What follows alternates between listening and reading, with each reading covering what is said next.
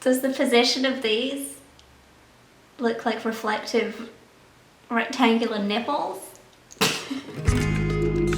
So this month I really didn't think I was going to have enough things to share with you in my monthly favourites video. I got to the end of April and I literally only had like 2 things I wanted to mention. So I thought I'd wait a few more weeks and see if I found some other things worth mentioning, because I didn't want to just smash April and May together. Although that is technically what I'm doing here, but I won't tell if you won't. But I've been so good at doing them every month, so I didn't want to break the chain. So I'm still going to do a May favourites as well. But let's pretend that all of these are April favourites. So first up we have the Klairs Illuminating Supple Blemish Cream with SPF 40 and PA++. I have no idea what that is.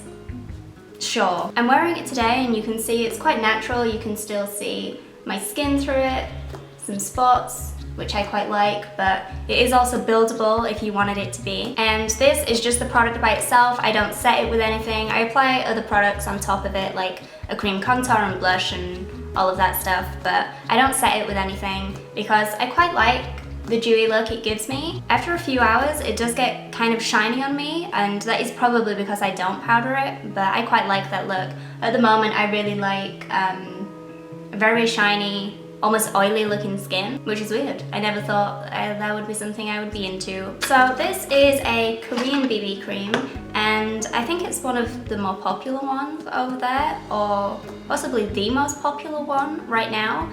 And for good reason. It's by far the best BB cream I've ever used, and I've gone through a lot of BB creams. I find it very difficult to match BB creams to my skin tone because I'm very pale, as you can tell.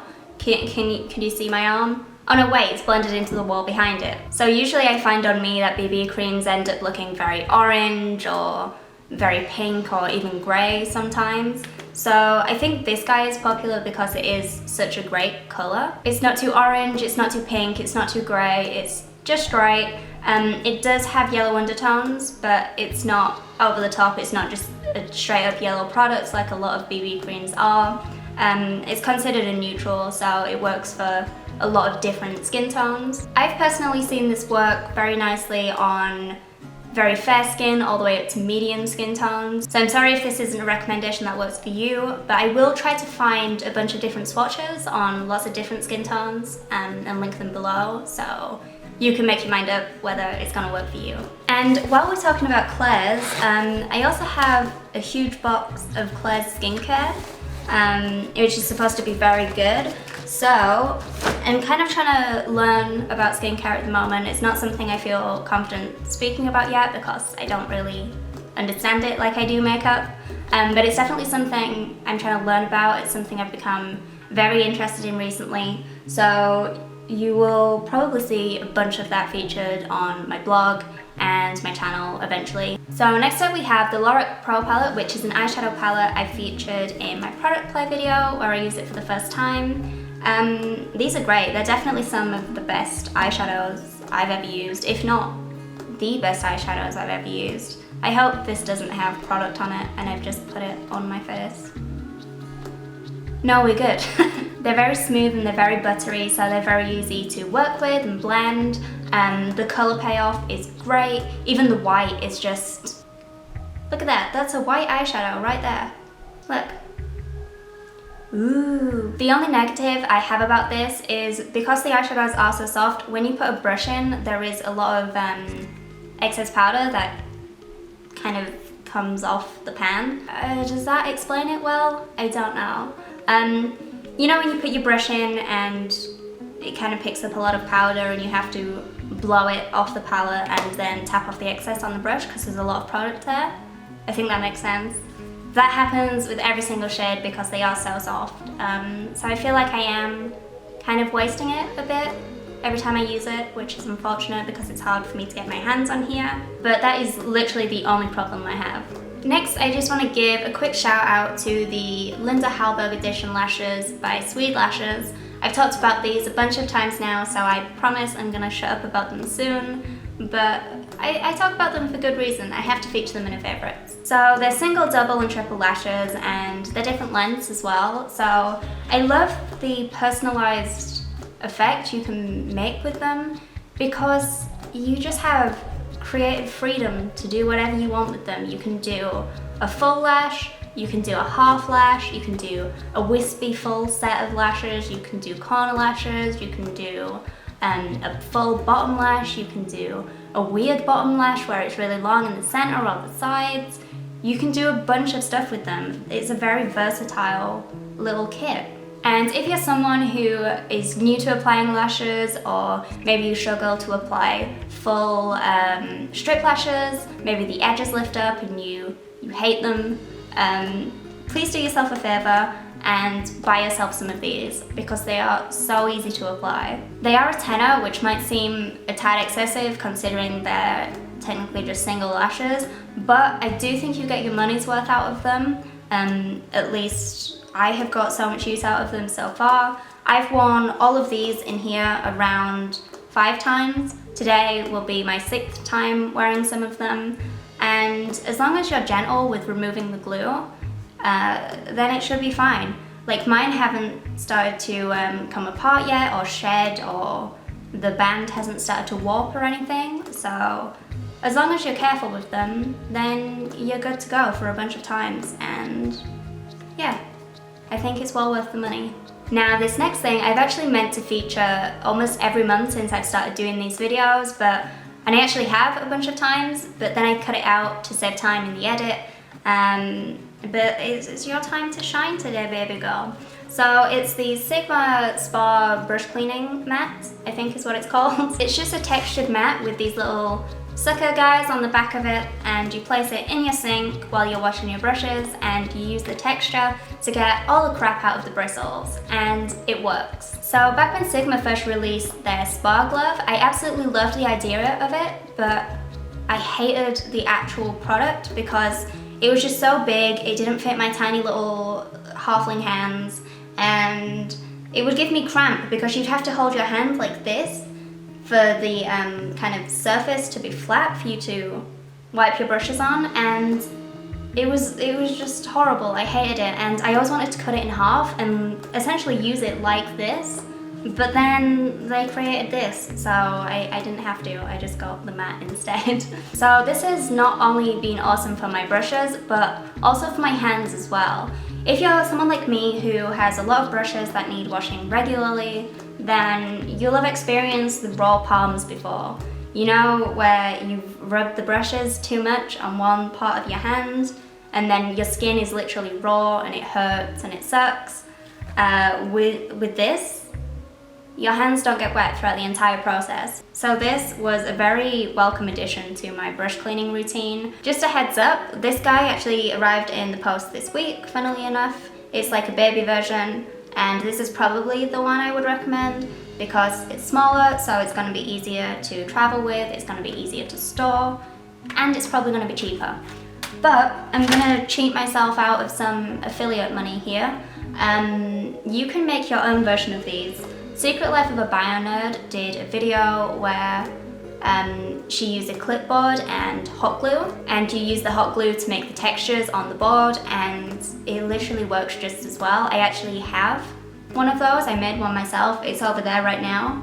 I'm using the back of it as a mouse mat because my new mouse hates my desk, and it was one of the things in the drawer next to my desk. So I'll leave a link to that video down below. She made it quite a while ago, so most people kind of know about it, but if you don't, there you go. So a quick little mention of this guy. I've mentioned the Tarte LipSurgence Lip Tints before in a couple of shades, but I discovered a new one in my makeup collection. This is the shade Swank. What a horrible word. This is the shade. I'm wearing it today, kind of. This is what it looks like after a few hours, and coffee drinking and muffin eating. Not that kind, although I'm sure it would still look great. It's a lip tint, innit?